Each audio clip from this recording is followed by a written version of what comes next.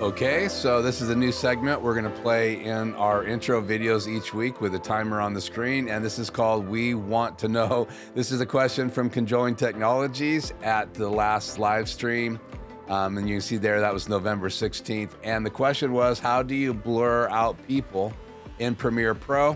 So we're going to talk about how to hide faces in Premiere Pro using the Gaussian Blur Tool. So here we go.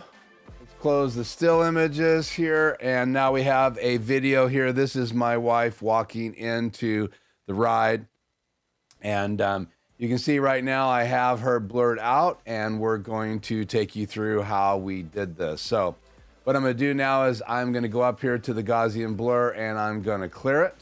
And now you can see that as she turns around, she is in full view with her lovely mask on.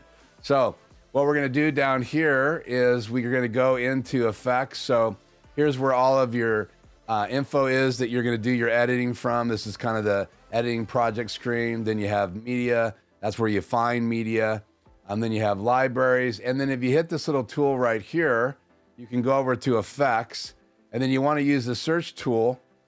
And I just type in blur because some I can't spell half the time. So and I'm going to scroll down right here with the wheel all the way down the bottom where the normal tools are, and I'm going to find Gaussian Blur, and there it is. I already have it highlighted. I'm going to bring this over to the clip.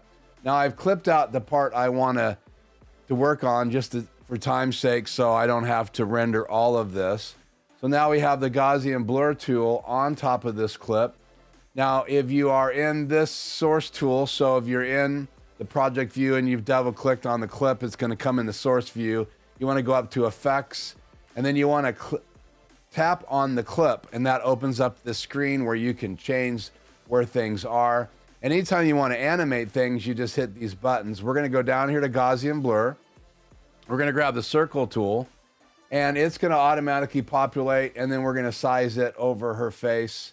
And this is the fastest way to do this. And I know that as we come down here, she turns and looks at me.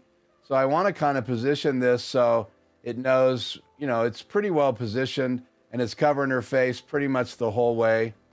And then it went off. So you got to click back down here on path to see it again.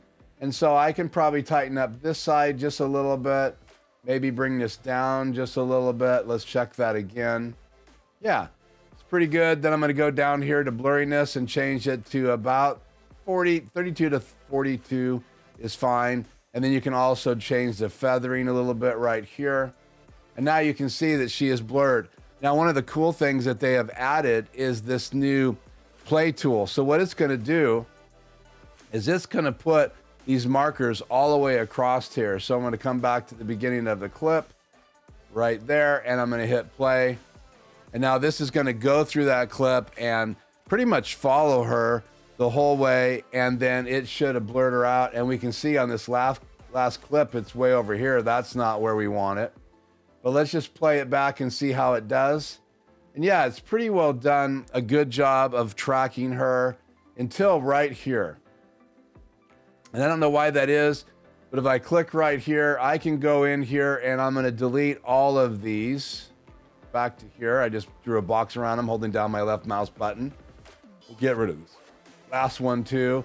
So I kind of like the position right here. It's still a little off, so let's delete this one as well.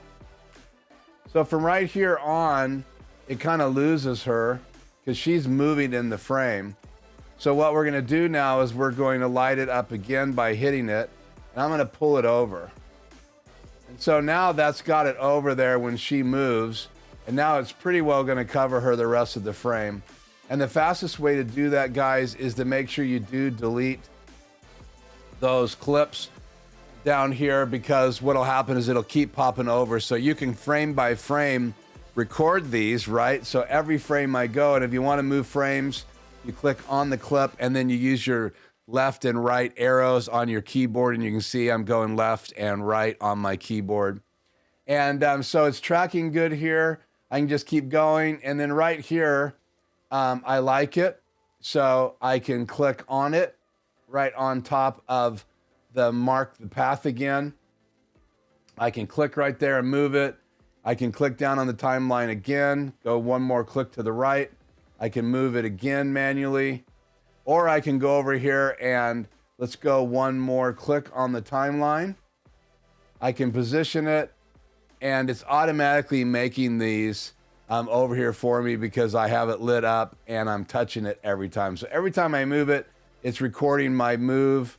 And I can, again, you got to click on here each time you touch it to move on the timeline. So every time I move these, you can see it's recording a move right there. Click on it again.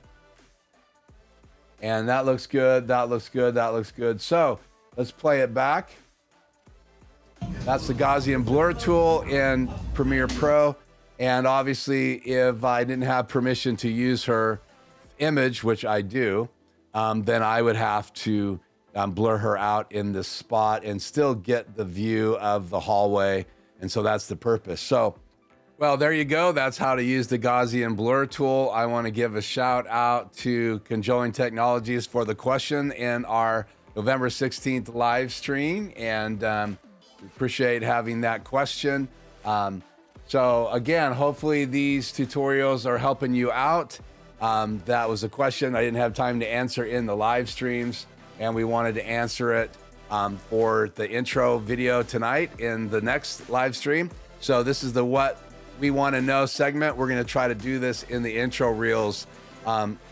When a good question comes up and I need the time to answer it, I'm going to do a quick video and we'll roll it as part of the intro with the countdown clock playing. So until the next We Want to Know question, let's go into the live stream now and see what we can cover on the ATEM Extreme ISO here live.